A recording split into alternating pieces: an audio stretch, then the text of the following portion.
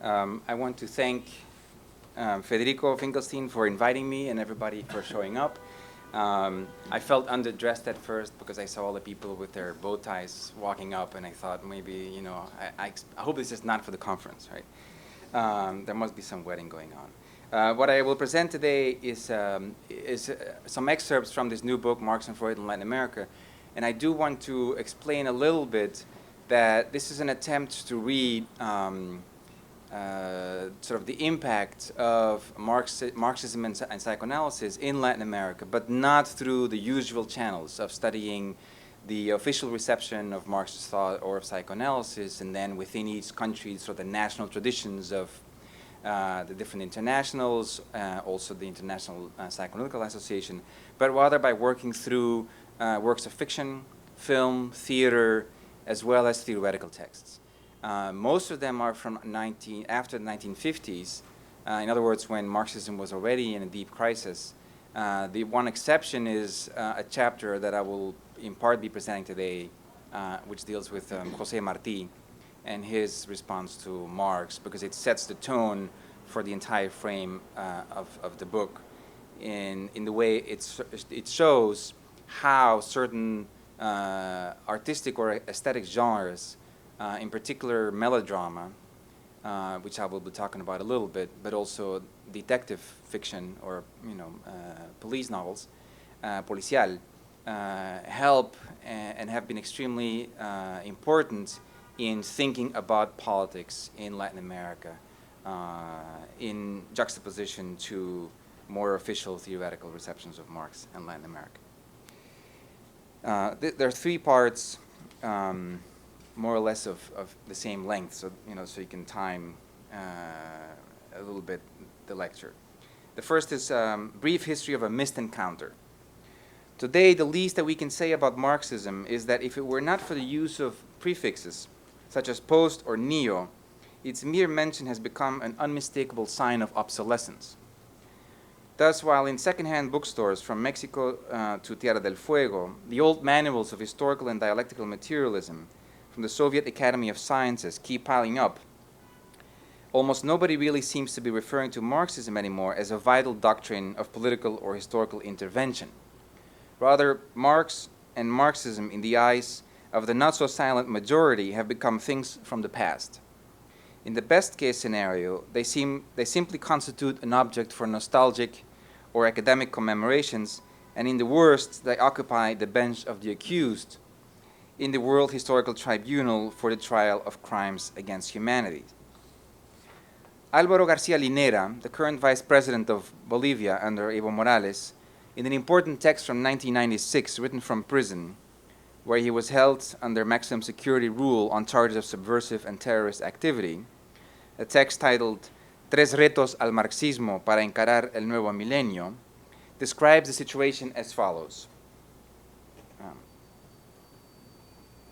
Yesterday's rebels, who captivated the poor peasants with the fury of their subversive language, today find themselves at the helm of dazzling private companies and NGOs that continue to ride the martyred backs of the same peasants previously summoned.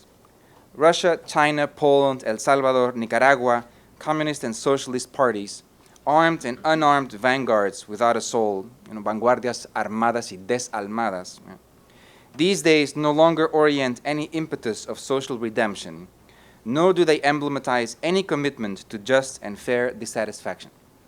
They symbolize a massive historical sham, una estafa histórica masiva.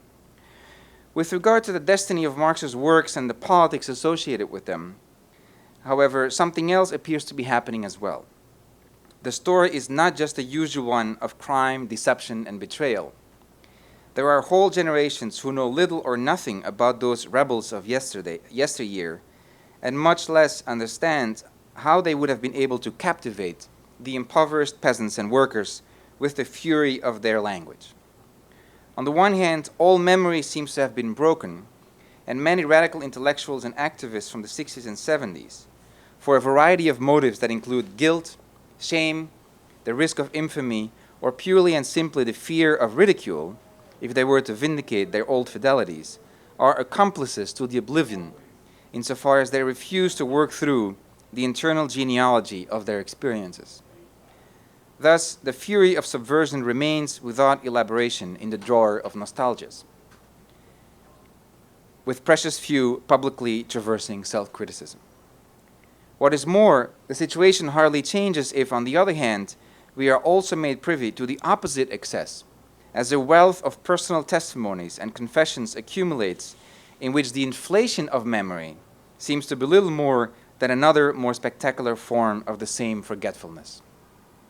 As in the case of the polemic about militantism and violence unleashed in Argentina by the letter of Oscar del Barco, "No matarás, thou shalt not kill," we certainly are treated to a heated debate, but what still remains partially hidden from view is the theoretical archive and everything that might be contained therein in terms of relevant materials for rethinking the effective legacy of Marx in Latin America.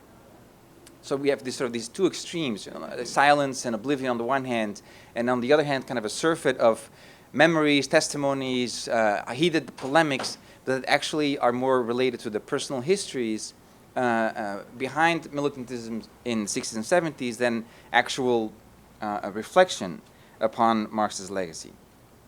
In Latin America, the reasons for amnesia are, if possible, even more complex. Not only has there been an obvious interruption of memory due to the military coups and the catastrophe of neoliberalism, but in addition, this lack of a continuous dialogue with the realities of the continent can already be found in the context of Marx's own relation to Latin America. In fact, we could say that the history of the relation of Marx to Latin America is the history of a triple desencuentro, or a threefold missed encounter. In the first place, we find the missed encounter already at work within the writings of Marx.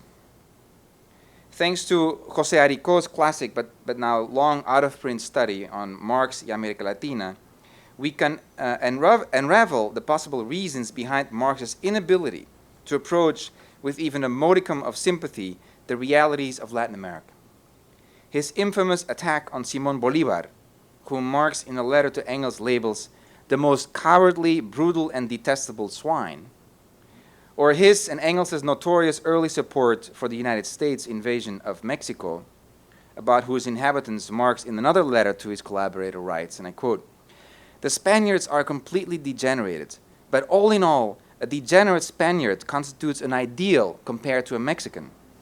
All the vices, the showing off, the bragging and Quixotism of the Spaniards to the third power, but with none of the solidity of the latter."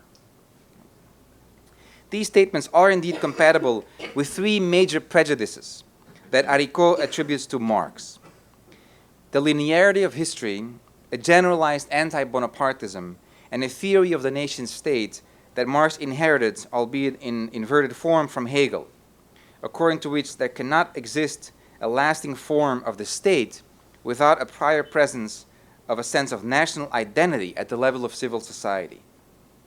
An identity whose absence, on the other hand, tends to provoke precisely the intervention of despotic or dictatorial figures, a la Bonaparte and Bolivar. In this sense, the three prejudices are intimately related. It is only due to a linear conception of history that all countries, according to Marx, must necessarily pass through the same process of political and economical development in the formation of civil society, sufficiently strong to support the apparatus of the state.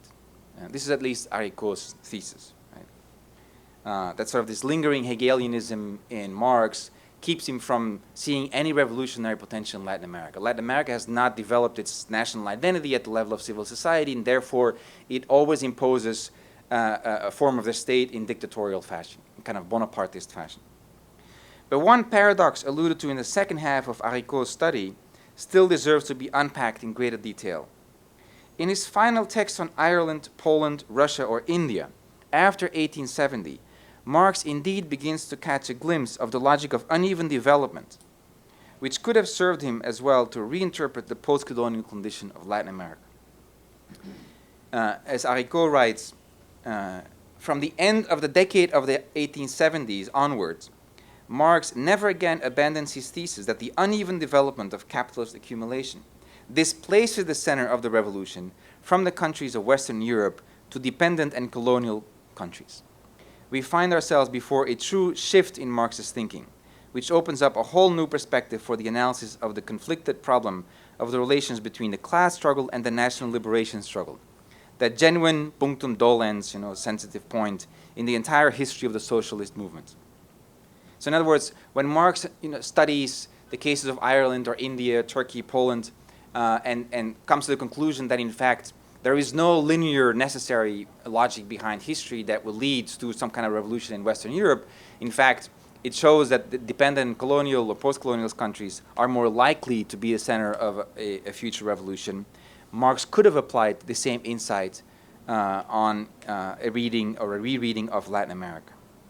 But if in spite of this paradigm shift, provoked by his reflection on the supposed backwardness of cases such as Ireland or Russia, Marx is still unable to settle his accounts with Latin America, this continued inability would be due, according to Haricot, to the stubborn persistence of Marx's anti-Bonapartist bias and his unwitting fidelity to the legacy of Hegel. And I won't go into this debate, but Garcia Linera has also written in the same period, the 1990s, when in prison he was basically forming himself as an autodidact sociologist, and he's a mathematician by formation in Mexico. But he started reading up together with his partner, Raquel Gutierrez, and formed himself into, a sociologist, an euphemism for a political theorist in Bolivia. And he has attacked Haricot on this thesis. And he basically suggests that it's Haricot who is too faithful to Hegel rather than Marx, and that the problem is not that Marx would be unable to see the potential of mass action, but rather that Haricot somehow secretly flirts with the idea that the state can impose an order from above, and that it is Haricot who does not want to see this point of view in Marx rather than the other way around. This is an interesting debate, over the validity of this thesis, which until this day really has not really been taken up by almost any important theorist in Latin America, let alone in the rest of the world. 2. Marti on Marx. If Marx fails to see any revolutionary potential in the realities of Latin America, overshadowed as the latter would be by the constant temptation of despotism due to a lagging or insufficient development at the level of civil society, we should be quick to add that the miscomprehension or the missed encounter often turns out to be reciprocal. This is the second sense of the desencuentro. Suffice it to think of Honores a Karl Marx, que ha muerto, a well-known but strangely understudied chronicle by the Cuban writer José Marti, written when the latter resided here in New York City and worked as a foreign correspondent for, among others, the Argentine daily La Nación. This chronicle has been acknowledged as being a first pillar in the reception of Marxism in the strict philosophical sense in Latin America. It is generally now recognized as being the first serious engagement with Marx on the continent. Horacio Tarcus has also studied this text a little bit in his recent history of Marxism in Latin America, which seduces me to the extent that the first debates of Marxism in Latin America, particularly in Argentina, came when Marx sent out a Belgian agent to Buenos Aires to control the anarchist tendencies of the First International in Argentina. In this chronicle, Marti focuses on a commemorative event that took place just a few blocks from here at the Cooper Union in March of 1883 on the occasion of Marx's then recent death. Of this quite extraordinary chronicle, officially dated by Marti, March 29, 1883, and published in La Nación in several parts, May 13 and May 16 of 1883, I wish in the first place to single out the curious mise en scène, so the setting of the stage to which Marti has recourse. Marti, as he had previously done with Oscar Wilde, indeed invites his distant readers to become the virtual spectators of a scene for which he would appear to have been a personal eyewitness. I mean, Marti is able to do this even if he weren't present. For example, about the trial of the anarchists in Chicago. But in this case, he was probably at the Cooper Union, and he really gives you a feel that you are there with him, right? Ved esta gran sala. Karl Marx ha muerto, he writes. Look at this great hall, Cooper Union. Karl Marx has died. And he repeats this visual interpolation just a few lines later. Ved esta sala.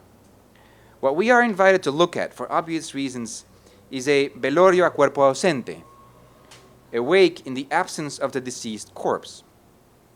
Of that famous Karl Marx, whom the resolutions of this impassioned assembly in the end proclaimed to be the most noble hero and the most powerful thinker of the working world, we will only obtain the effigy, the figure, or the portrait. Look at this hall, writes Marti. Presiding over it, wreathed in green leaves, is the portrait of that ardent reformer, uniter of men of different nations, tireless and forceful organizer. It's obviously a picture or a portrait of Marx in front of the assembly. Around this absent body or figure, not to say specter, Marti describes how there builds a whole collective scene of men and women who respectfully take turns to invoke and pay tribute to some aspect or other of the figure of Marx. The void of the dead man's body thus seems to be filled, as if to compensate for the absence, by a surfeit of affectivity ranging from anger to awe. Through this public display of affect, the great hall in Cooper Union becomes first and foremost the stage for a concrete example of what Marti considers the true labor of the co-author of the Communist Manifesto, namely his role as a political organizer, rather than the scientific ambitions displayed in Capital, the book, a project of which the Cuban writer, in any event, only seems to have a very vague idea at best, and which would not begin to be translated into Spanish until 1895, when Juan Justo starts his version of the first volume of Capital. The International, I'm not sure if I have this, was his work, and men of all nations are coming to pay tribute to him, writes Marti, but not without immediately offering the following judgment, adopting a slightly paternalistic, gendered tone that will come back toward the end of the chronicle. The multitude, made up of valiant laborers, the sight of whom is touching and comforting, displays more muscles than adornments, more honest faces than silken scarves.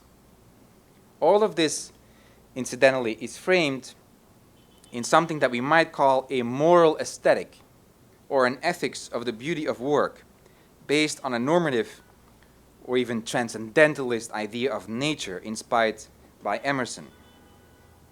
Work makes man beautiful. The sight of a field hand, an iron worker, or a sailor is rejuvenating.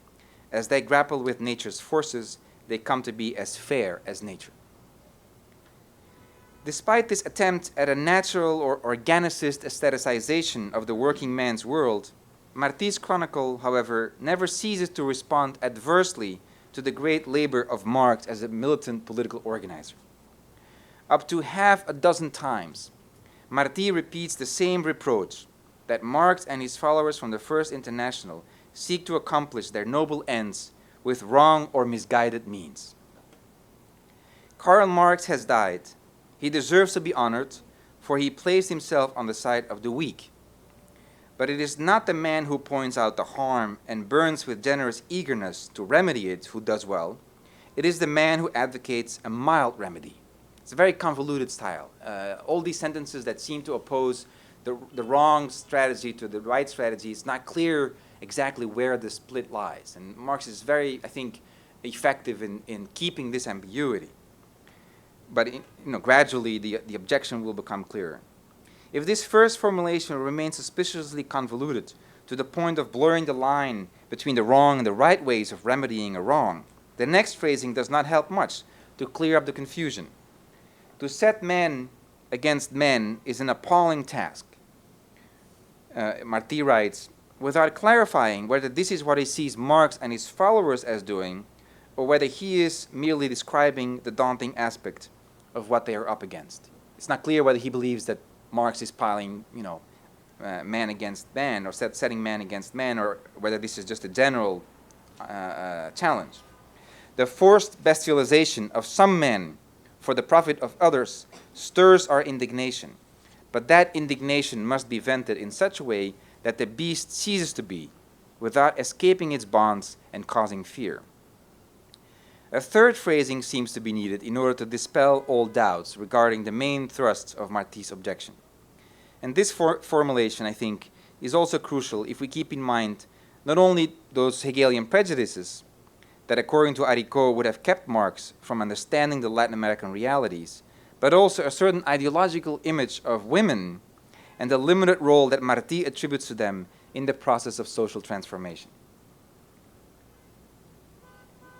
Karl Marx studied the means of establishing the world on new bases. He awoke the sleepers and showed them how to cast down the cracked pillars. But he went very fast and sometimes in darkness. He did not see that without a natural and laborious gestation, children are not born viable from a nation in history or from a woman in the home. Social change, even or especially when revolutionary in nature, would thus be by necessity have to follow the various stages of a seemingly natural process, without allowing this process to become hurried or premature. This is this obsession of Marti with sort of the natural process of change or gestation. Here also couched in these, as we'll see, increasingly misogynistic terms of the nation in history is the same as a woman at home. In both cases, it's always a problem of maturity, prematurity, and so on. Remember Marti's objection against the siete mesinos in Nuestra America, against the premature babies. Marti subsequently repeats the same criticism 3 more times, now referring not just to Marx, but to his acolytes, the members of the Workers' International, whose activists he sees gathered in the Great Hall of Cooper Union on that day in New York City. About the fellow countrymen and women of a certain Leikovich, who speaks to them with Babeli confusion in English, German, and Russian, the Cuban exile says, "But no, these impatient, generous men, defiled by wrath, will not be the ones to lay the foundations of the new world. They are the spur and serve their purpose, like the voice of conscience that might fall asleep, but the long, sharp steel of a horseman's goad is of little use as a founding hammer." And about the German John or Johann Most, it's clear again that Marti was probably present. He's basically repeating these names from hearsay. Marti writes that his right hand carries no balm with which to heal the wounds inflicted by his left. Finally, about the meeting in general, Marti adds one last overarching note of condemnation. This is one of the final lines of that part of the chronicle. "Music is heard and choirs ring out, but it is not the music of peace." The reasons for Marti's missed encounter with the international politics of Marx thus would seem to be sufficiently clear. According to the hero of Cuban independence, and this long-time resident in the belly of the monster, as he put it, Marx would have been the apostle of the religion of hatred instead of love, of war instead of the production of peace. In fact, Marti frames his account of the commemorative event for Marx in between 2 strange vignettes. He thus begins his chronicle by portraying the difference between the workers' movements in America and in Europe. And he ends his account of the Marx Memorial by evaluating the possible decision of Columbia University either to open its doors to female students or else to create a separate undergraduate college for women, as would eventually come to pass in 1889 with the foundation of Barnard College. So the question is, what is the connection between these stories and the Marx commemoration? Evidently, even though in many editions of Marti's writings, both in Spanish and in English, these other parts are left out, so you get a truncated version of the Marx Chronicle, there is a close connection between the 2 sections that immediately frame Marti's chronicle and the central part about the commemorative event in honor of Marx. Indeed, in talking about the contrast among the tactics of workers from the old and the new worlds, Marti does no more than prepare the ground in anticipation for his reproach that Marx would have fomented hatred instead of love among the working class. The future must be conquered with clean hands. The workmen of the United States would be more prudent if the most aggrieved and enraged workmen of Europe were not emptying the dregs of their hatred into their ears. Germans, Frenchmen, and Russians guide these discussions. The Americans tend to resolve the concrete matter at hand in their meetings. We all know this from faculty meetings, right? While those from abroad raise it to an abstract plane, good sense and the fact of having been born in a free cradle make the men of this place, New York, slow to wrath. The rage of those from abroad is roiling and explosive because their prolonged enslavement has repressed and concentrated it. But the rotten apple must not be allowed to spoil the whole healthy barrel, though it could. The excrescences of monarchy, which rot and gnaw at liberty's bosom like a poison, cannot match liberty's power. And there are a number of occasions in the chronicles from the early 1880s in which Marti repeats the same insight. European ideas of socialism, anarchism, are being imported into the United States, where there is a long-standing tradition of democratic, republican negotiation, and they only fill the ears of the working man with rage and hatred.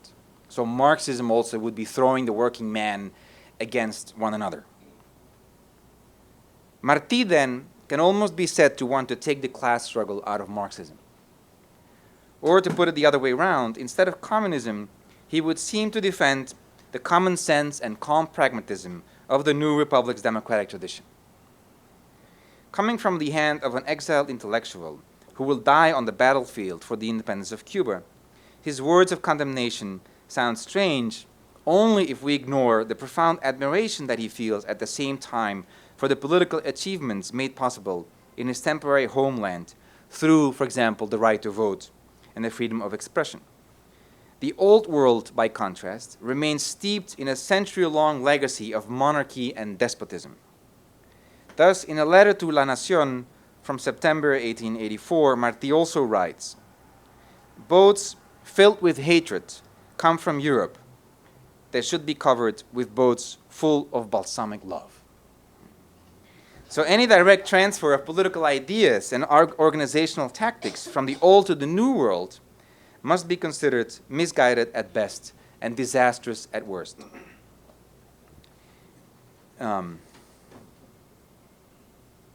A similar change, or actually an important change in this regard, can be observed if you compare the two chronicles that Marti wrote on the occasion of the trial of the anarchists of Chicago, of the Haymarket incident, whose martyrdom is commemorated in what the rest of the world celebrates as May Day, except, of course, the country in which these events happened in the first place, which had to invent Labor Day on a different day.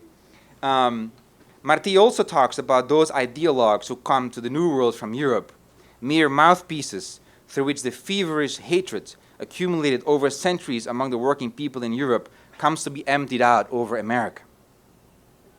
And again, he compares this unfavorably to the style of political association in the New World. This is in the first chronicle on the anarchists. It would take another year in a second chronicle on the trial of the Chicago anarchists for Marti to change his attitude dramatically.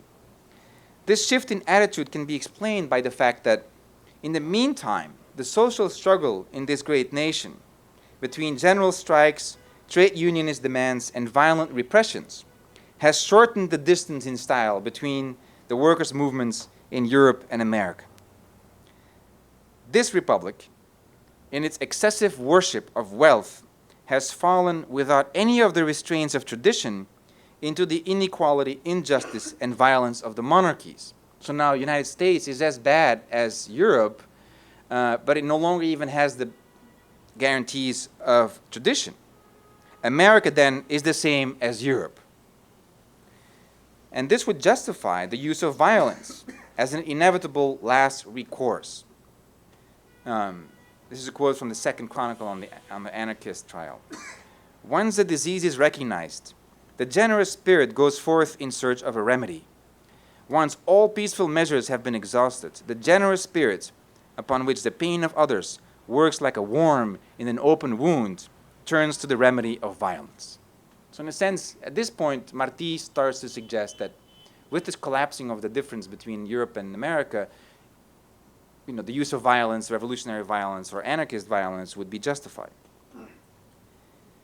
With regard to the second framing story and discussion of the merit of giving women entrance to the university, the mixed feelings and doubts that Marti expresses in his chronicle on the occasion of the death of Marx translate the extent to which the ideal of an organic social change, sort of this natural gestation of a society, as both harmonious and spontaneous, born from the bosom of a nation in history, no less than from the bosom of a woman in the home, presupposes the tender collaboration of the feminine soul, alma feminina, in its most retrograde and misogynistic aspect. No one looks askance, what do I say? Askance? No, askance. On the toughening of the feminine soul, for that is the outcome of the virile existence to which women are led by the need to take care of themselves and defend themselves from the men who are moved by appetite. Better than that the soul be toughened than that it be debased, for there is so much goodness in the souls of women that even after having been deceived, plunged into despair, and toughened, they still exude a perfume. All of life is there in finding a good flower. If there's still a lot retrievable in the first couple of lines, because it's very ambivalent, I mean, you see where this is going, right? We could say that in Marti's argument, there occurs first a displacement from politics to morals, or from the struggle of the poor to the plight of the weak. Marx needs to be honored because he took the side of the weak, los débiles. Incidentally, this displacement of los pobres a los débiles will be reversed much later in Fidel Castro's imprecise recollection of Marti's chronicle on Marx. And I'll come back to that. So first, sort of a displacement of politics to morals. All these political debates are translated in terms of morality. As one Marti scholar observes, social conflicts are now eminently moral problems. Their solution must be sought after not in the change of the social system, but in the creation of a moral conscience, generous and just, which would harmonize without partialities the interests of all.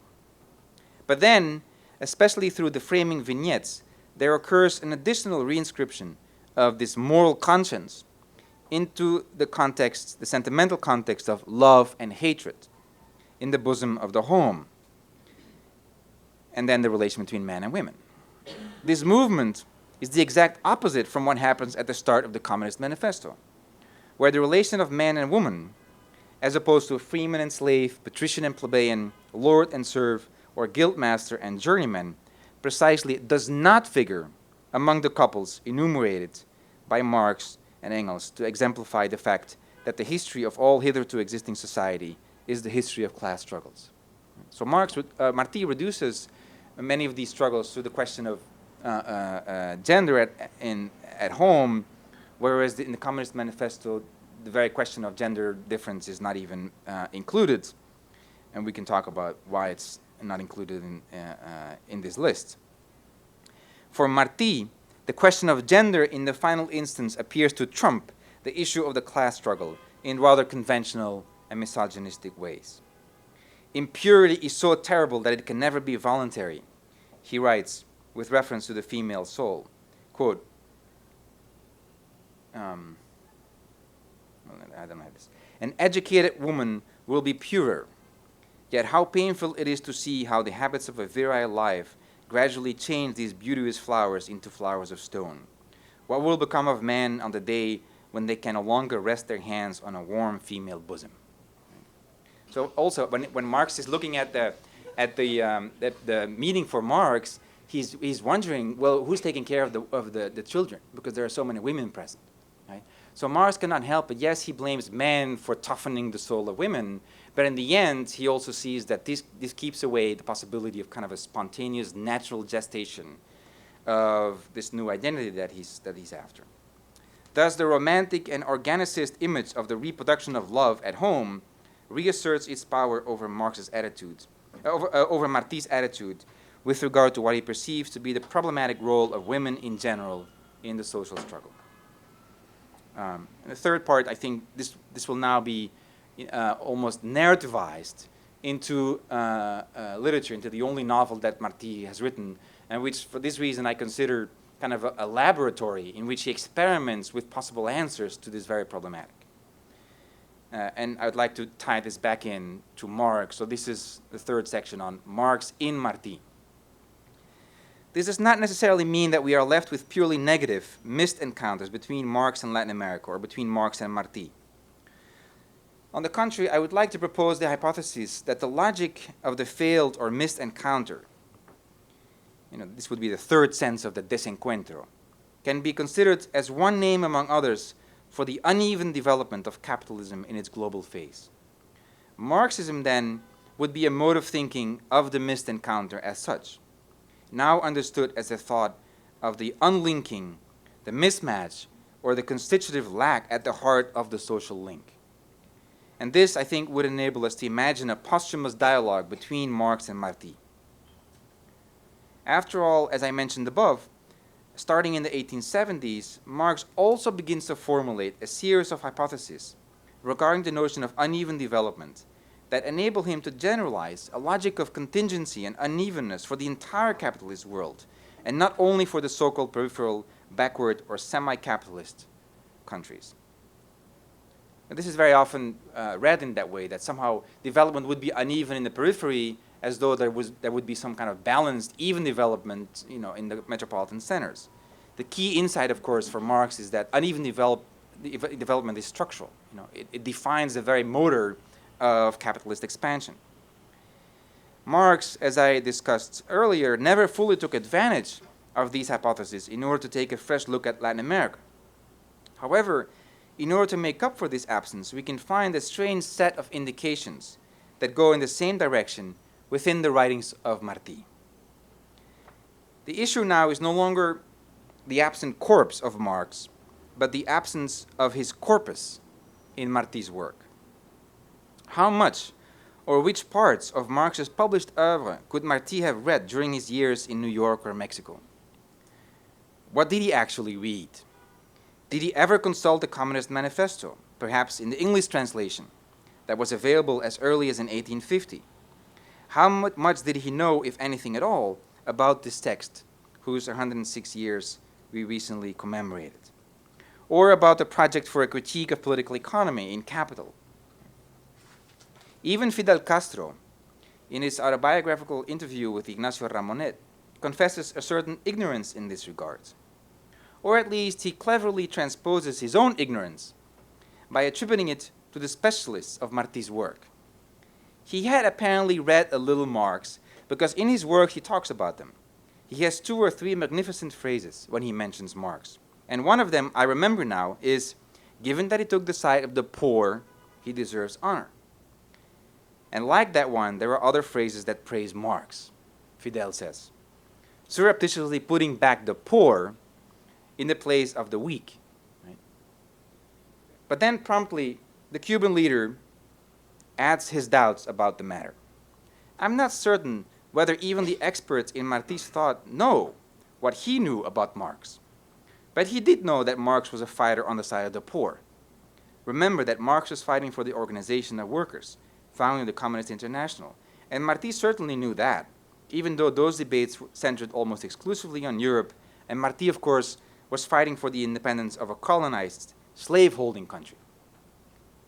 In reality, no matter how much the leaders of the Cuban Revolution may regret this, we have no palpable proof that Marti would have been directly familiar with any of Marx's texts.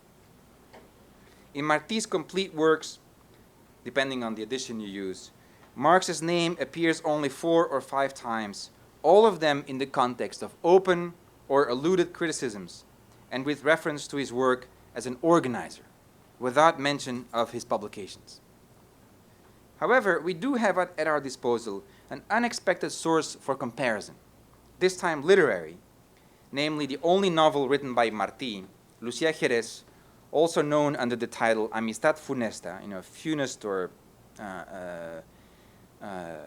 sinister friendship, with which Marti, writing under the pseudonym of Adelaida Ral, first published it in 1885 in the New York bi-monthly El Latinoamericano. In certain parts of this novel, in fact, the Cuban writer would almost seem to be summarizing, word for word, the logic of revolutionary social change that we find in so many of Marx's classical statements, which since then have been buried under mountains of orthodox and heretical glosses. Capitalism then turns out to be a gigantic machine for the production of missed encounters, whose inner workings would still have to be studied in detail. Thus, as we can also read in the second chronicle on the trial of the Chicago anarchists, in which Marti already looks with much more sympathy upon the ideological work of Bakunin or Marx's followers, and I quote, "They do not understand that they are only a wheel in the social mechanism, and that in order for them to change the whole mechanism, the whole mechanism must be changed." So Marti is coming close to sort of a structural understanding. In order to change the plight of the workers, the entire mechanism, sort of the social structure must be changed. Right? And he is increasingly sympathetic to this view. The logic of this mechanism, or engranaje, is what Marti himself in Lucía Jerez, as well as in many of his better-known chronicles and essays, including Nuestra América, describes as a production of structural disjunctures, maladjustments, or dismemberments at all levels of social life. Descoyuntamientos, malajustes, desmembramientos, and so on.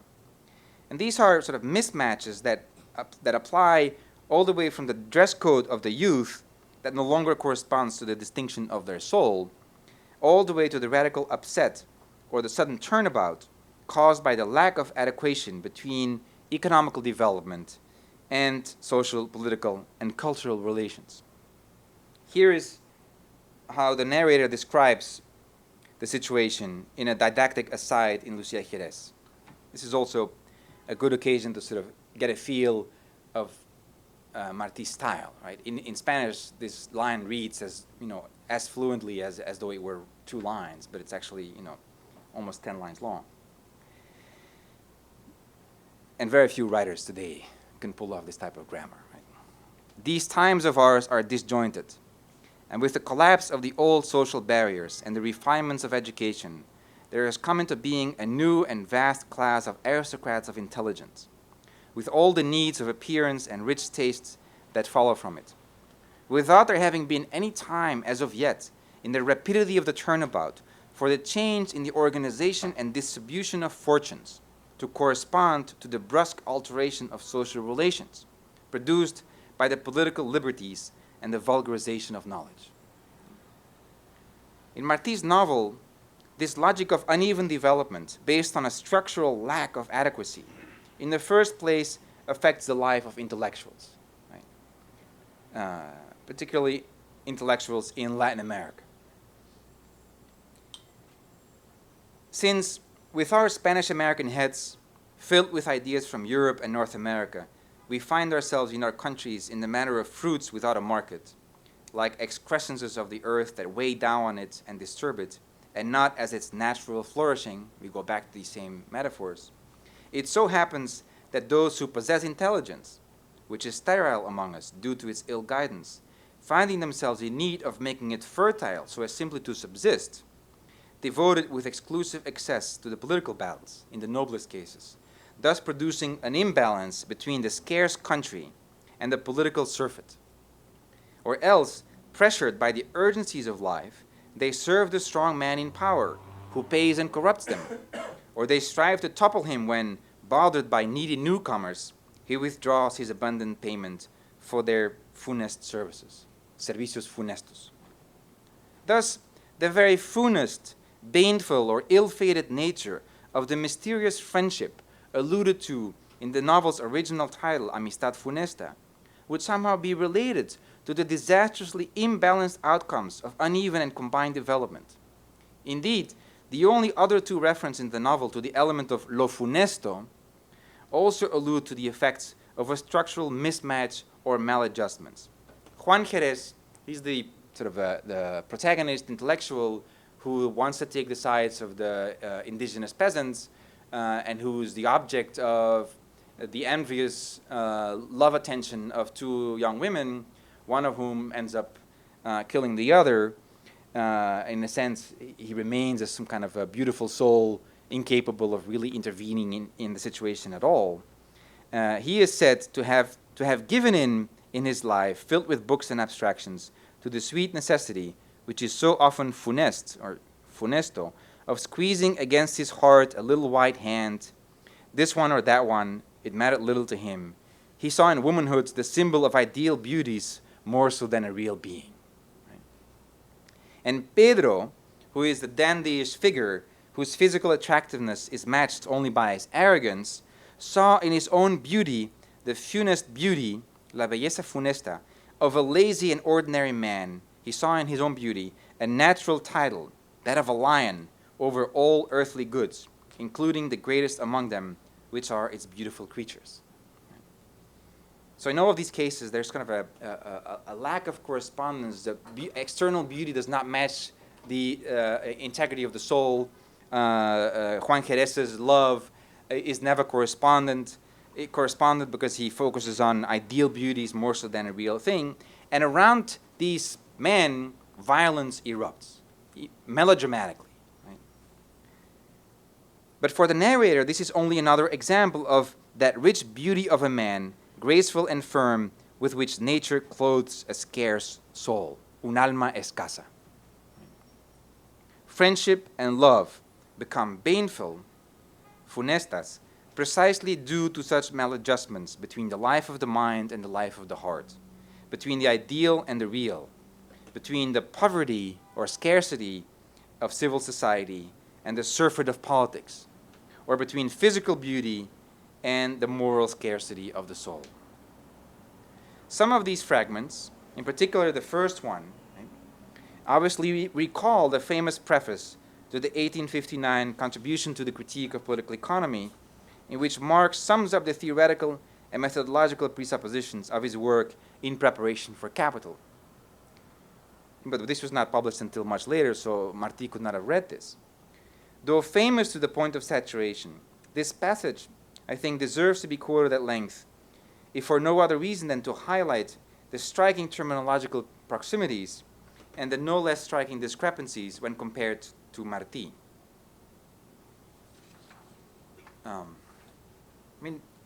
Marx uses almost the exact same terms, though less lyrical, as Marti. The mode of production of material life conditions the general process of social, political, and intellectual life. It is not the consciousness of man that determines their existence, but their social existence that determines their consciousness. At a certain stage of development, the material productive forces of society come into conflict with existing relations of production, or, this merely expresses the same thing in legal terms, with the property relation within the framework of which they have operated hitherto. From forms of development of the productive forces, these relations turn into their fetters. Then begins an era of social revolution. The changes in the economic foundation lead sooner or later to the transformation of the whole immense superstructure. In studying such transformation, it is always necessary to distinguish between the material transformation of the economic conditions of production, which can be determined with the precision of natural science, and the legal, political, religious, artistic, or philosophic, in short, ideological forms in which men become conscious of this conflict and fight it out.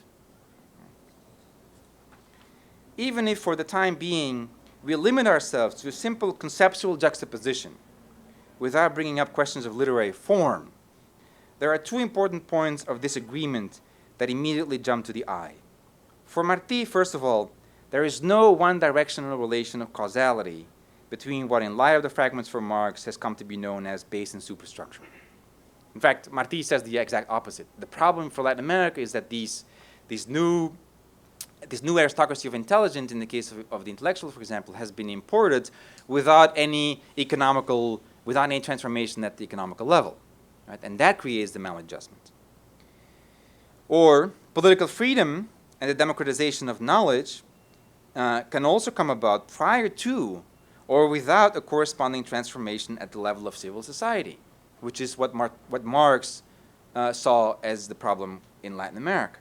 In fact, this is precisely the problem that besets the newly emergent nations in Latin America, where formal or political independence has not been matched by social, cultural, or ideological independence. But there also appears to be a second, as yet understated or implicit disagreement in Marti's phrasing, the consequences of which are, if possible, even more portentous for the interpretation of Marxism. This has to do with the presupposition, which Marx and Marti at first sight would appear to share, that there exists an underlying harmony or correspondence between base or superstructure, or between the productive forces and the social relations of production, with their legal, political, religious, and ideological superstructure. A correspondence interrupted only during times of revolutionary upheaval, but otherwise firmly asserted as a regulative ideal by both Marx and Marti. And in the case of Marti, with this gendered language of spontaneous natural gestation. And yet, no sooner do we take a closer look at the literary formulation of this idea in Lucía Jerez, as opposed to Marti's more famous statements from Nuestra América or his prologue to Pérez Bonalde's poem of Niagara, then we have to come to the conclusion that all such presuppositions of harmony, adequation, or correspondence turn out to be inoperative, if not for the capitalist world in general, then at least in the context of Latin America. It's almost as though this ideal notion of harmonious development that alone can give rise to solid nations in recently independentized countries in Latin America is allowed to collapse in the novel. Right? This is why I say that it's such an important laboratory to study the literary formulations of this, which is something that none of the social scientists do when they discuss questions of Marx or even discuss the Chronicle of Marti. Right? What I wish to underscore in relation to Marti's novel is not just a surprising proximity to certain phrasings from Marx's canonical texts, so much as the literary style and the generic structure he adopts. Lucía Jerez, or Amistad Funesta, in fact, constitutes a sentimental romance that ends in nothing less than the violent destruction of all the ideals of natural or harmonious development, for which Marti, in his chronicle about the death of Marx, thought he could still count on the support of the feminine soul.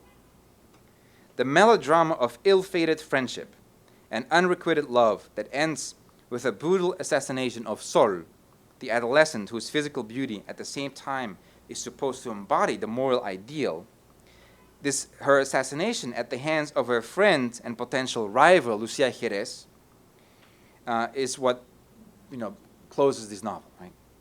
Juan Jerez, on the other hand, never manages to fulfill his historical role as the novel's organic intellectual.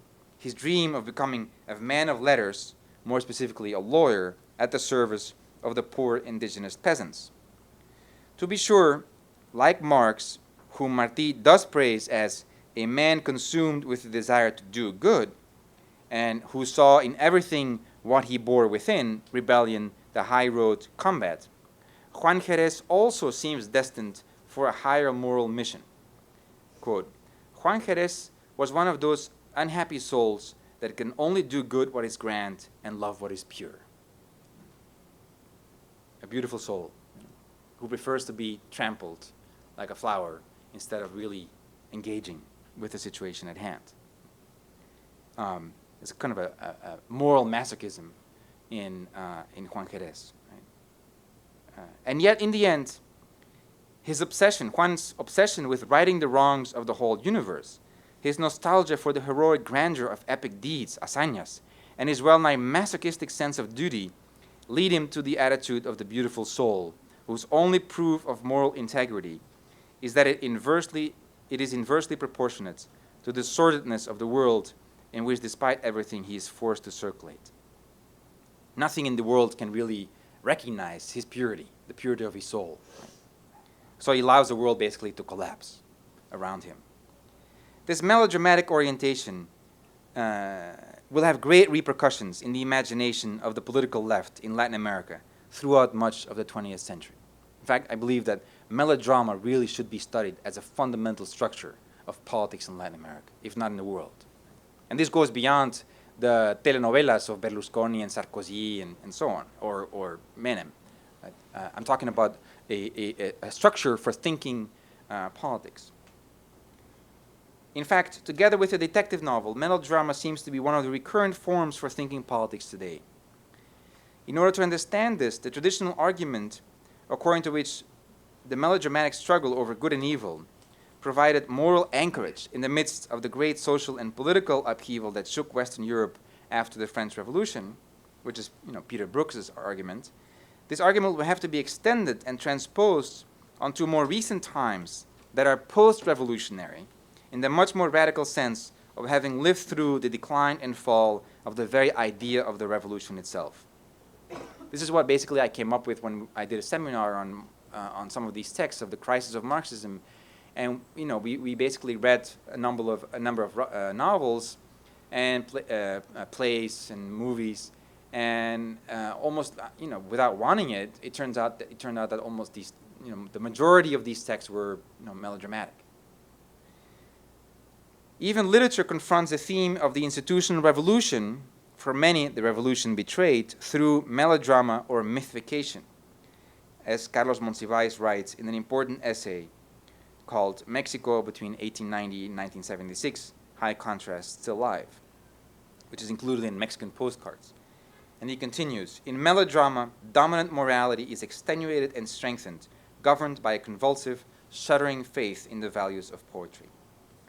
On the other hand, in the pre-revolutionary context of Marti's Lucía Jerez, as Marx and Engels also intuited in their commentary on Eugène Sue in The Holy Family, melodrama still provides an ideal space in which to elaborate and experiment with the multiple effects of uneven development as the logic of the missed encounter, whereby the desencuentro can be read not only as the result of Marx's defective knowledge about Latin America, nor only as a tactical error for which Marti partly but also consistently reproaches Marx,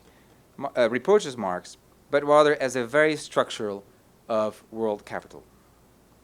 Through a melodrama complete with a violently unhappy ending, we thus arrive at the negation of all the ideals of harmonious development modeled upon the family or the hacienda, to the point where we would have to conclude that for Marti, at least in the realm of narrative experimentation, perhaps no less than for a radical reading of Marx that could find inspiration in Freud and Lacan's psychoanalysis, there is not, nor can there be in the current circumstances, any adequation or correspondence between base and superstructure, or between the social relations of production and the development of the productive forces.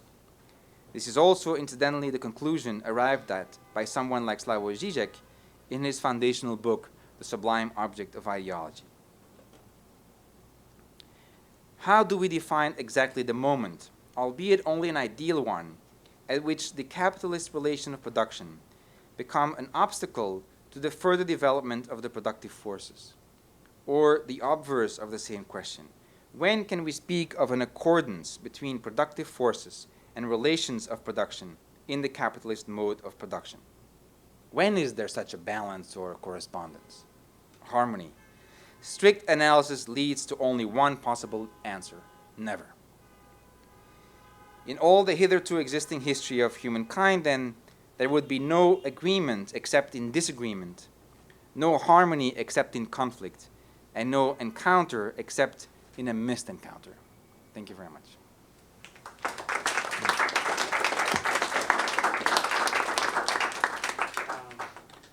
Thank you very much, Bruno. I think that perhaps you can handle the questions without me standing. So I will invite you to ask questions, and because we are also filming this for those who couldn't be here, I would suggest that when you ask the question, you ask it at that particular spot. Now that's could be traumatic.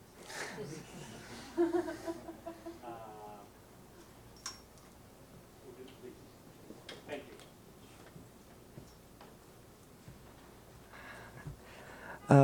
I was interested in the first quote you have of Garcia Linero when he mentions, he invokes this vanguard character of Marxism. Because in my view, I think that character has not been studied anymore. No one studies the avant-garde or the Marxism as a political avant-garde. And now I'm referring to the period of the 1920s and 30s, like right a few decades after Marti, what you were talking about, which is a different period and probably the only moment when you could really argue that there was a possibility for a global revolution, a world revolution. And I'm referring here to Mariátegui, for example, someone that I don't think has this, does not fit into this reading of Marx or Marxism as heroic. He actually has a different approach, and he does see Marxism as an economic analysis of Latin America. So how do we account for this moment, this period that is very unlike the narrative that you're proposing? And I assume, I'm not sure, but I assume that, is this the same way you read this post-1950s text that you're about to publish? Yeah, thanks, Mauricio. I mean, it's a very interesting question that, in effect, in a sense, I don't deal with right now in my work, because I jump precisely from this period, turn of the century, to the crisis of many of these notions, leaving out precisely that period of 1920s and 1930s. But I think what is important is, first of all, that period has been studied quite a bit, particularly in the context of Marxism, because the entrance of the Comintern in many of the Latin American countries is a favorite topic of sort of histories of Marxism in Latin America, on the one hand. And at that point, the notion of the vanguard is, in fact, fairly strongly established. What's far more interesting about the period between 1880, let's say, and 1910, is that there is, in Latin America, but also in Europe, an enormous array of experiments with different political forms. Right? That includes some kind of vanguard party. It includes anarchist insurrections. It includes conspiracies. It includes clandestine versus Republican interventions, open and democratic versus concealed and kind of an early notion of guerrilla warfare. In fact, in some of these texts that I study in a different project about the turn of the century, you have even the notion of el foco and foquismo already anticipated. For example, in Ídolos Rotos, not a novel that you expect to come close to Che Guevara, these decadent texts from shortly after Marti are trying to come to grips with the very same problems, the sort of inefficacy of intellectual life, the inability of politicians to avoid corruption, as we saw in another quote from Marti, and the unavailability of a clear political form of organization. So I'm more interested in those moments where either the form is being experimented with in the turn of the century, or when most of the forms are considered to have been exhausted, either because there were military coups for which many intellectuals feel partly guilty or responsible in terms of having provoked such a response through armed struggle, or because there has been a non-dictatorial imposition of neoliberal rule, as in Mexico and other countries. So it's an important question to go back to, sort of retrospectively. What happened really before the imposition of the vanguard model of Marxism. And in part, this is why I'm more interested in literary texts that deal with these issues at the level of subjectivity, affect, even simply mode of presentation in the aesthetic sense, the genres, the structures that one uses to talk about the effects of uneven development in Latin America. How does one give expression to those effects? And these are questions of form. But form not in the strictly sort of literary, institutionalized sense, but rather in the sense of writing, of figuring, of figuration. But in part, that very period of the 1920s and 1930s, with the overlap or the encounter between political and artistic vanguards, could be, analyzed again with similar questions in mind. But I haven't done this. I mean, the piece on this reading of Marti and this is going to be a little problem when I started another project, fits in both projects, the turn of the century and post-1950s. But I sort of use them for different purposes. Right?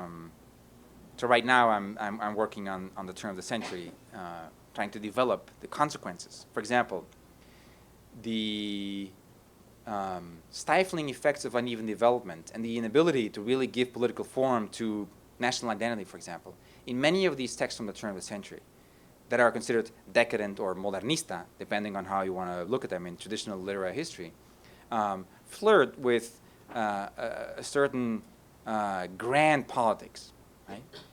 Certain spectacular acts. The anarchist bombs in Russia, for example, are very often quoted as, this is the only solution. Let's just, put a bomb. I mean, there's no way of really organizing anything. Just blow it all up. Okay? On the other hand, there is, of course, the denunciation of vulgar, corrupt politics, el politiqueo, politicking. Everyday discussions in the Senate and the struggle for power of the local landowners and so on. And then, in some of these texts, it would be interesting to look at minor forms of politics that are not heroic, as you say, that do not comply with the sort of masculinist image of the hero or the vanguards or even the foco, but that actually use terms such as flirting. Right? In many of these turn of the century texts, flirteo and flirt, italicized, so imported from English, is being used to describe the attitude of some of these dandies or decadent figures that flirt with politics. Right? And I'm very interested in what the implications are. Of course, this is set with denigration. This is argued to be superficial, playful, and hence not a strong, virile, grand politics. But what kind of understanding, what notion of politics would emerge if we really studied what it means to flirt with politics? In other words, to play more closely with the contingent elements of a situation rather than trying to impose, a strong line from above. And of course, Marx himself at one point said, apologetically, that he flirted, coquettieren, with Hegel's dialectic. And he himself thought, I want to overcome this. But what does it mean to flirt with politics? This is an attempt to think sort of a minor, a non-heroic form of politics that would not be vanguardistic or even Fouquista. Hey, I just had a question about civil society in this analysis, and I was wondering if you could talk a little bit about the possible connections between the idea that the idea that there was a misencounter because of the legacies of a sort of Hegelian civil society, and this idea of the sort of perhaps 90s to present day, I wouldn't say failure, but the sort of reckoning of the left with the mid-century revolutionary Marxism. And just I keep looking at the NGOs, and really a lot of the time when we talk about the dazzling private companies and NGOs, that's social scientists tend to describe a lot of that activity, political activity, as civil society. So I'm just wondering if there's a connection here between these two kind of moments of civil society in your talk, one sort of stated and the other, I think, a bit implied with this, with these NGOs.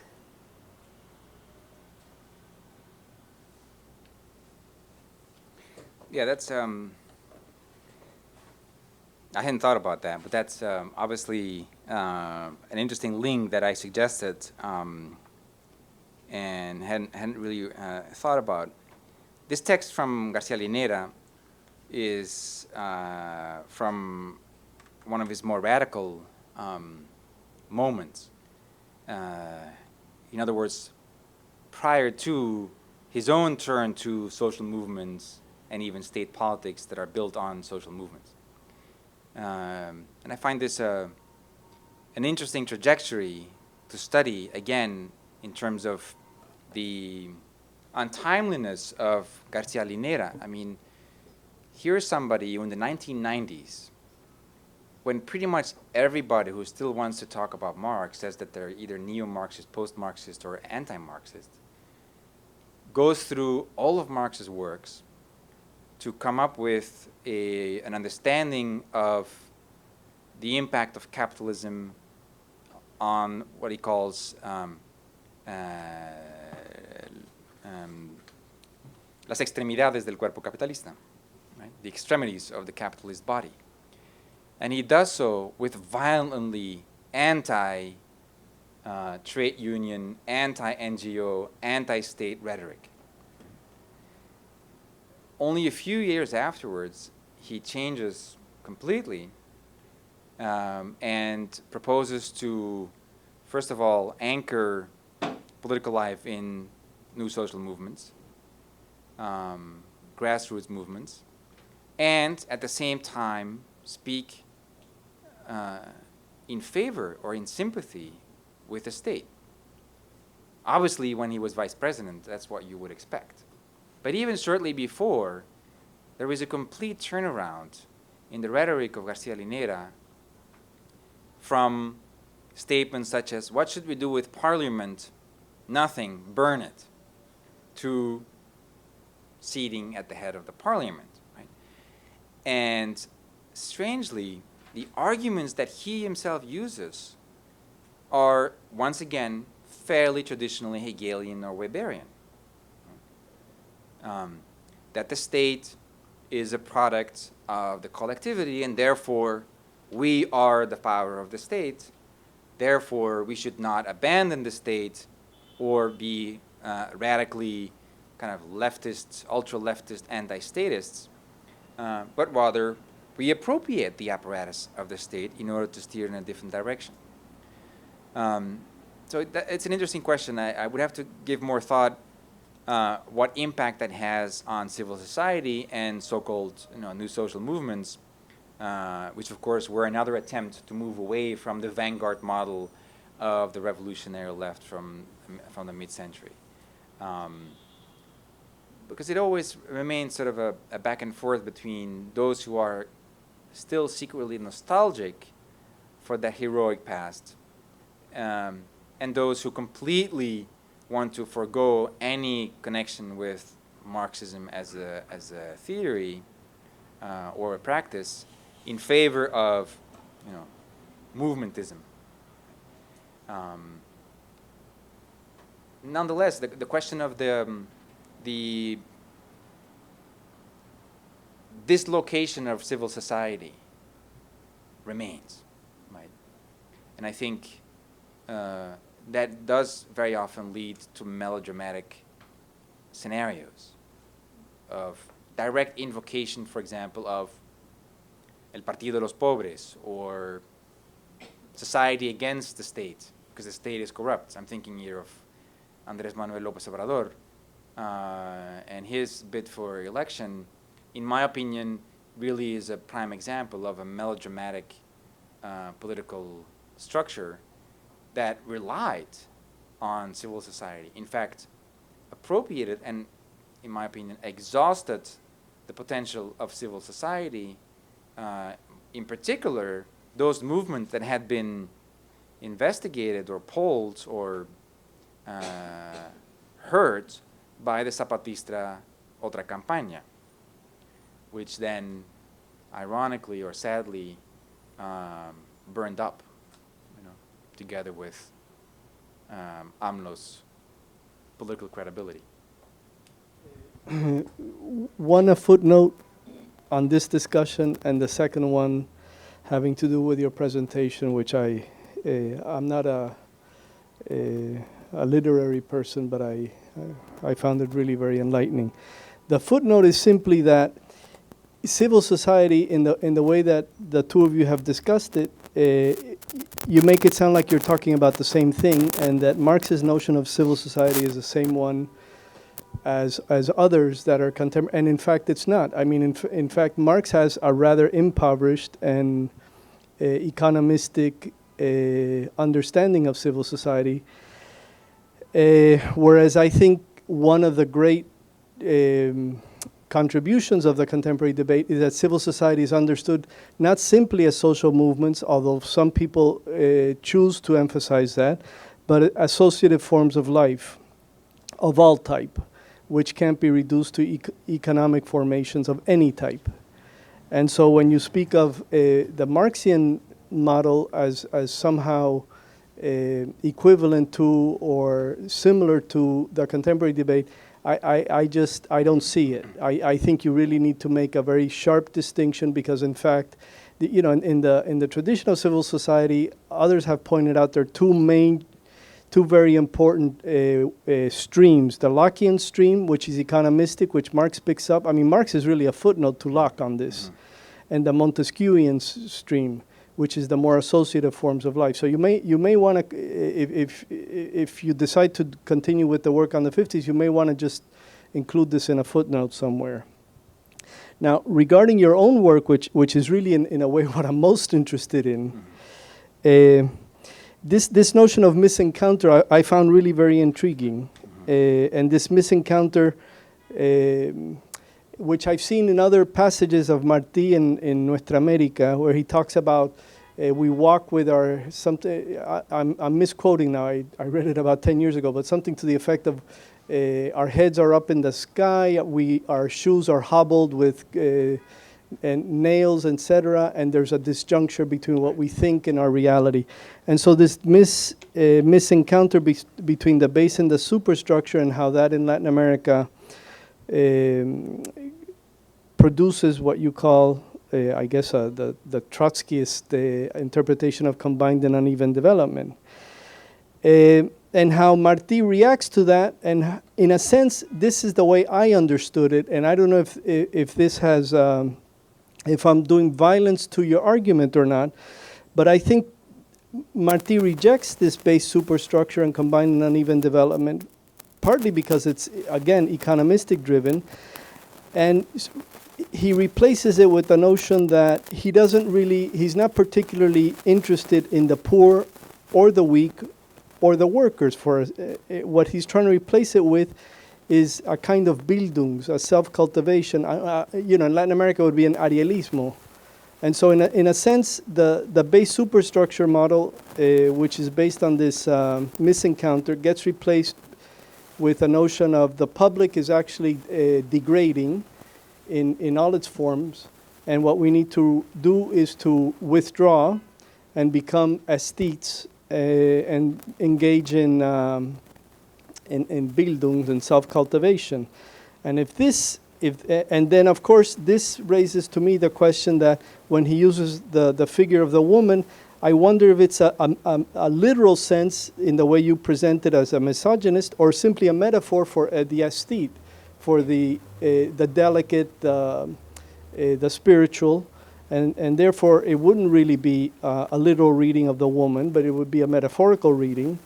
And this would then tie me back actually to the Frankfurt School, which we go now back to Europe, which in a sense they too tried to do this, that the problem with Marxism is that it had no understanding of selfhood and of subjectivity, and therefore they did a roundabout turn to try and capture again what Marxism had left. I mean, Marx's notion of class consciousness is a rather banal understanding of selfhood. True or false consciousness is rather flat-footed. And so the entire project of the Frankfurt School in that sense is like Marti, is to recover the selfhood and subjectivity of this experience. Yeah, thanks. That's a very good reminder, obviously, that bürgerliche Gesellschaft in Marx is very different from what is being discussed as civil society in, let's say, post-1960s, social theory. So that's a very good point. In terms of, I'm not entirely convinced by the summary of how you read Marti's response to uneven development as a form of Bildung or aestheticism. That reading might very well be a dominant one for many other authors, and even in the case of Marti, kind of an Arielista reading of Marti. But I really think that the more interesting part is that he's constantly battling or going back and forth between that type of approach of withdrawal into form of aestheticism or even poetic form and immersing himself in social struggles on a wide range of registers. So I don't think Arialismo really captures Marti's or the multiplicity of Marti's answers to uneven development. This is why I find Amistad Funesta such an intriguing novel, because it does not tie up the ends. It does not present, it's not, it is really the collapse of the so-called foundational fictions of the sentimental novel that Doris Sommer studies. This is really a novel that is, that opens up on all sides with loose ends, particularly violent ones. And in terms of woman or women, of course, the question is never simply whether it's literal or metaphorical, right? Because even if it's a metaphor for the aesthetic, as Rita Felsky and others have suggested, the metaphorization of aesthetics in feminine terms has in return multiple effects on the aestheticization of womanhood, which very often goes hand in hand with the exclusion or misogynistic treatment of non-metaphorical women. So it's not an either-or choice. What's clear is that metaphorically, Marti inscribes his ideal of harmonious gestation in those terms of biological procreation, woman in terms of love, the bosom of the feminine soul as the soil, or the stimulus for an identity or selfhood.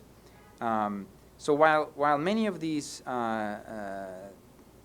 images, even the image of nature, in the way he uses it with large capital N, la naturaleza, is not nature out there, but is almost a philosophical concept in the Emersonian sense. It's never really either a metaphor or a literal expression.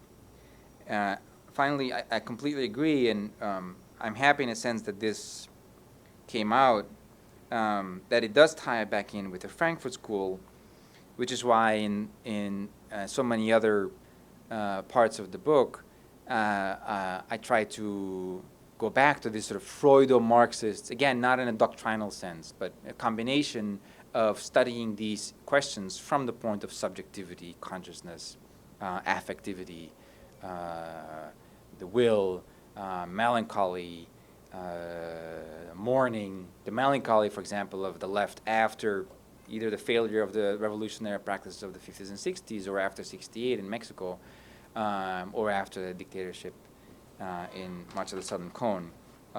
So without discussing directly the work of the Frankfurt School, for me, it was also an attempt to look for theorizations of that very process within Latin America. And there are a series of authors that I find are extraordinarily important. I'm thinking in particular of two figures who make uneasy bedfellows or uneasy comparisons. José Revueltas, who's a Mexican novelist who's now by and large forgotten, he's no longer part of the canon, was an autodidact Marxist intellectual, kind of Sartrean humanist existentialist novelist, but really has an extraordinary contribution that he made not only to the interpretation of the Mexican Revolution in theoretical terms, but also with attempts through stories and novels to sort of work out some of these same, what he calls a dialectic of consciousness. Right? It's an unfinished book that he wrote from prison in 1970s, Dialecto de la Conciencia, and really tries to do much of what the Frankfurt School was doing in academic terms, because of course none of them were autodidacts, right? And in the other figure is Leon Rothsner, an Argentine Freudo-Marxist, who really has an enormous oeuvre behind him that constantly tries to catch up with current events to understand how subjectivity and selfhood figure into this trajectory of the left. In his case, Guevarismo, Cuban Revolution. He was the author of a book that is used in Memorias del Subdesarrollo. Almost nobody talks about this. And sort of the voiceover they read from the trials of the Bay of Pigs, of the Contras, all the way to Peronismo, to the military coup, transition to democracy, the war on terror. And in each case, it is almost as though the investigation into the subjective roots of terror, how power is inscribed by terrorizing the body, from a Freudo-Marxist perspective, is being read only to see that reality catches up with him. So in order to understand transition to democracy as still being anchored in a disavowal of terror that is now spread out over the body, both social and individual, he starts writing on terror only to see that 9/11 basically makes him in a precursor in theorizing the logic of terror. And so you read these books and it seems that you're reading an explanation of the war on terror, or the war of terror on terror, only to realize that this was written from the transition in Argentina. So this is the kind of work that I'm really interested in, more so than, as you can imagine, the economistic interpretation of Marx, or even for that matter, the Trotskyist interpretation of uneven development, which, it's like a bookshelf on its own, right? That I don't really care for that much. I have a question. Basically, it's quite connected to Carlos' question, and unlike him, I have had the privilege of reading other parts of the book.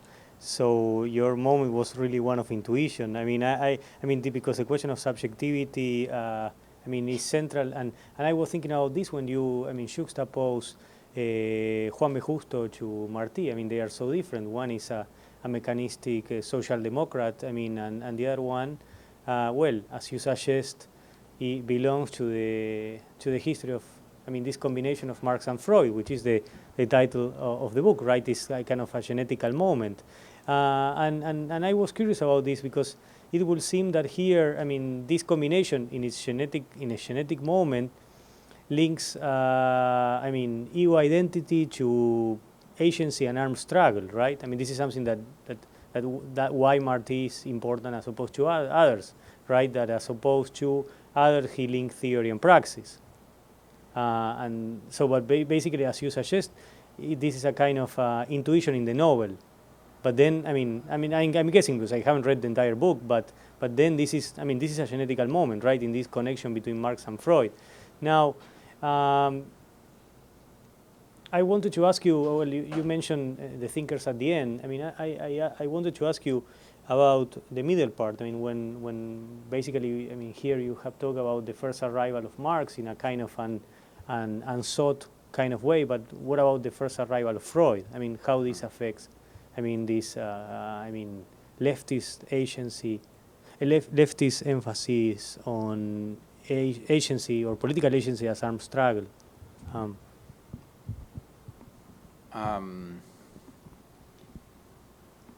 Yeah, I don't deal with. I'm sure there are episodes that I could use in a similar way, in a genetic way to sort of get the discussion on the road in terms of Freud's arrival in Latin America. Some of that has been studied again in terms of the spreading of some of the ideas. But in these terms, right? But not in this term. It was harder to somehow, first of all, because of a lack of familiarity on my own part, but also because there is such a strong national tradition, particularly in Argentina, obviously, to study the reception of Freud and Freudian psychoanalysis in Latin America, that I didn't really deal with sort of a comparable moment in the book that would be similar to what I do with Marti, right? Because unlike the works that I use in some cases to talk about Marx, when you look at literary works or plays, for example, there's a chapter on Sabina Berman. There are the theories of Rotzisner. It becomes a little bit mechanical when one deals with works that explicitly mention or deal with Freud. Right? And I'm more interested in elaborating points of view that are not directly tied to Freudian or Lacanian psychoanalysis. For example, the central chapter is about 1968 in Mexico, because I see it as a turning point in the failure of the left and the interiorization of defeat by a certain left. And that interiorization of defeat, because of the repression and the massacre of Tlatelolco, leads to melancholy. And I read this through a poem by Octavio Paz in which he quotes Marx, because Octavio Paz is ambassador for Mexico and India at the time of the October 2nd massacre. And of course, Octavio Paz is in an embarrassing position because his government has just sent in tanks against the Mexican population and killed what we now, estimate as being 240 or 250 students, innocent bystanders, activists, and so on the Plaza de las Tres Culturas. So he writes a poem which he sends to a magazine, La Cultura de Mexico, a cultural supplement, and he quotes lines from Marx's letter to Ruger that I'm very interested in. Today, everybody seems to have forgotten that these are lines quoted from Marx. So Carlos Monsiváis, for example, in a recent issue of Letras Libres, says, "This is great. This is Octavio Paz's best poem. This is his gift to the left." Right? And he quotes only the lines that are actually in italics in the original poem, which are a direct quote from Marx, which is, well, Marx at that time is traveling from Prussia to Paris. He stops in Holland. He wants to get some money from his future, in-laws, because he's in economical dire straits. And he says, "I'm ashamed," or most Prussians are ashamed about the state of their country. And he anticipates the objection from his friend, Arnold Ruger, says, "Well, what do you do with shame? You don't make revolutions with shame." To which I answer, Marx himself in this invented dialogue says, "Shame is revolutionary. When an entire nation feels shame, it is like a tiger crouching before the jump." Right? Well, sometimes the animal changes between tiger or lion. But Marti, of course, has the same image. The tiger is lying in wait everywhere. Right, ready to jump, against el vecino del norte. But Octavio Paz uses this and focuses on one line in these letters, which is, shame is rage turned inward. And when rage turns inward and it produces shame because people interiorize rage, we are talking then at the level of subjectivation, the level of affects. So this is, in a sense, a psychoanalytical discussion of the future, the destiny of the left, which is very precise, because Octavio Paz adds his own explanation of this. Rage, according to the theory of humors, which is about the extent of my medical knowledge, is bile, right? The humor that corresponds to rage is bile. Now, when bile turns black, it produces melancholy, which literally etymologically means black bile, right? So rage from yellow bile turns black, rage turns into melancholy. And from that moment on, as I tried to explain, we have a left that is, in a sense, enamored with its own defeat, with its own loss. That is, as Judith Butler or Wendy Brown say, that is passionately attached to its wounds, to its losses, to its defeats, and that, in fact, is trapped within a structure of melancholy, in the true psychoanalytical sense. As Freud says, melancholy is the loss of an object that, you feel that you've lost an object, but you don't really know what it is it's an unconscious object that you've lost. Therefore, it doesn't do any purpose to tell a melancholic, get over it, there are more fishes in the pond, because no other object is ever going to replace the object that supposedly the melancholic has lost, because the melancholic actually has not a concrete loss or a concrete object or partner or loved one to mourn, the melancholic is precisely passionately in love with his or her own loss, right? And therefore, as Agamben has said, can possess better in melancholy what you can never possess, right? Because you have actually never really lost it, because you possess it through loss. So this is a mode of trying to put to work some Freudian or psychoanalytical categories that in my own work I find more productive than what I've tried to do in, I think, not entirely satisfying ways when I read, for example, Sabina Berman's play on Dora, right? Because then you're always stuck with comparing the literary work with Freud's own texts, and then the question is one of orthodoxy. Even in the case of Marx, you know, or Trotskyism, or the different readings that are given, I'm not interested in establishing an orthodoxy against which I would judge the validity or lack thereof of certain experimental works of fiction, movies, theater, or theory, but rather trying to tease out from within these texts certain models that I believe speak to the potential of Marxist thought and of psychoanalysis without referring back to some established doctrine. So that sometimes, for example, Marti's text and the concepts of melodrama and even development and so on then will start serving as methodological concepts to read other situations rather than referring to the established library on Marx and Marxism.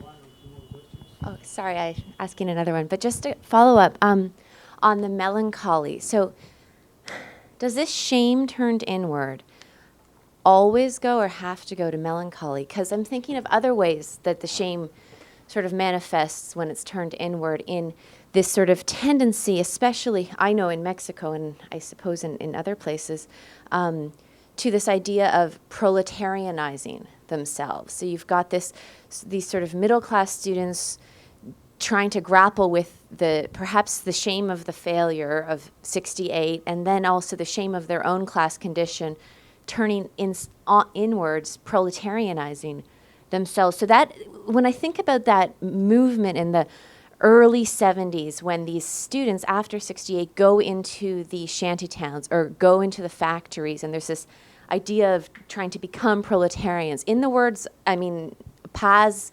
Fuentes, these guys were at some of these meetings where people like Castillo and others would say, you know, we need to proletarianize ourselves. This is the solution. And I wonder also, thinking about neopoliciaca as a sort of genre of this, thinking about in Taibo Dos, Belascoran's brother, Carlos. And in some sense, you could read Carlos as an attempt to proletarianize in this sort of genre of becoming proletarians, possibly, just because of his class position and his activities organizing in the factories and the like. So I'm just wondering about other possibilities that don't maybe exclude melancholy, but in addition to it. Yeah, I mean, you've just summarized another chapter, right? Which is on Taibo, and the detective novel precisely does not go the path of melancholy. You're absolutely right in that, because it goes the path of self-sacrifice, what you call proletarianization. But then that nonetheless, in my opinion, still leads to the kind of beautiful soul attitude, which is Velasco Aran abandons everything. So I read Taibo's work as a narrative history of the left in Mexico. Because pretty much every episode of 20th century radical politics, from 1920s anarchism to the Cardenas 40s, to the railway strike in 1959, to 68, to the going into the factories in the 1970s, to the fraud of the elections with Salinas, to Cardenismo, to Zapatismo, are in a sense narrativized in different novels, right? In the Massacre of 1971. But they're narrativized from within a particular narrative structure, which is that of the policial. which means that there is kind of always a crime at the origin of political conscience. Right? And the detective, in this case, the neo-noir detective, responds to this by sacrificing his bourgeois, middle-class, comfortable life. And Velasco Aran basically gives up even parts of his body to the cause. Right? So what we get there is kind of neo-populist, again, I think, melodramatic presentation. That's not melancholy, because it is, there's still the cause, it's justice, it is a belief in principles. It's a principled stance of morality against a generalized corrupt system. Right? And it has upheld a certain fidelity to the history of the left in the 20th century. I'm not sure whether it is a viable alternative to the sort of more vanguardistic or heroic stance, because it remains, by and large, a heroic and very masculinist figure. But you're right that it doesn't go the path of melancholy. That the rage turned inward does not always produce shame and then melancholy. In fact, I've tried to somehow track the use of this image from Marx's letters in the 20th century. And it's very interesting that, I hope this will, in French, this will come out next year in a little book called The Revolution of Shame. And it's very interesting to see that shame can be used for very different purposes. And today, I think, it's no longer melancholic at all. It's, in fact, extremely self-righteous gesture of sort of pseudo-collective experiences. An important turning point is the Italian context of the trials against corruption of the mafia, and with the so-called pentiti, right? These were members of the terrorist armed left in the 70s or mafiosi who went on television and confessed their excesses and basically begged for forgiveness from civil society in a very trivial sense. And Agamben writes in an important sort of series of notes, of diary notes, why is it that the only way we can relate to the public life seems to go through the affect of shame? I'm ashamed of my excesses as a Red Brigade, or I'm ashamed of my corrupt involvement in the mafia. And then he quotes Marx and says, Marx at one point still had great hopes for shame. He thought it was going to be revolutionary. If a whole people feels ashamed, think back of the election of Bush, it could be the beginning of something, right? But no more, Agamben says. Right now, what is missing is a collective entity that could carry that kind of shame. We have an individualized spectacle of people who proclaim loud and clear that they are ashamed, and there is no collectivization or no movement that carries this along. And this then, I think, has now spread to become a world phenomenon, which I don't know how many people are familiar with these, but it's a phenomenon of the white marches or the white manifestations, marchas blancas. Because the pentiti, people walked through the streets in Italy all dressed in white, and they held up their hands like, our hands are clean, we are not corrupt, which is, of course, the attitude of purity, moral superiority. So shame then bleeds into moral self-righteousness. Another example of a white march was La Marcha contra la Violencia in Mexico City, which Fox and called for. And basically every politician asks people to come out. This is the largest manifestation, since '68 that Mexico City has seen. Another one was in Belgium, the Witte Mars, the White March, which was a march or manifestation against pedophilia, because there was a corrupt juridical system that actually had protected a network of child pornography, and in particular one pedophile who was imprisoned and so on and so forth, and who allowed 2 young children to die while he was in prison because he had locked them up and he didn't want to say where they were. So this was basically ready-made for television. the largest manifestation in Belgian history. More than 500,000 people walk through the streets dressed in angelical white clothes, holding up signs saying, "I'm ashamed of being Belgian," right? Or Flemish or whatever. Now, I wonder, what is the political efficacy of a white march or white manifestation like that? Who is in favor of pedophilia? Who is in favor of corruption or violence? Right? The fact that the national TV stations and radio call for these marches and that it gathers such a vast amount of effective investment on the part of people, in my opinion, shows a general sort of depoliticization of subjectivity that passes through the affect of shame. So there we are no longer even in the melancholy that is still productive in the sense that it holds on to a lost ideal as lost. We are then in sort of spectacles of moral self-righteousness where people feel, you know, that at least they are not pedophiles. Or they are against violence. Well, you know, duh. So this is, again, this is one phenomenon that I'm really interested in, and it can be discussed simply by tracking how people have used that metaphor, those images from Marx's letter to Ruger about shame being rage turned inward.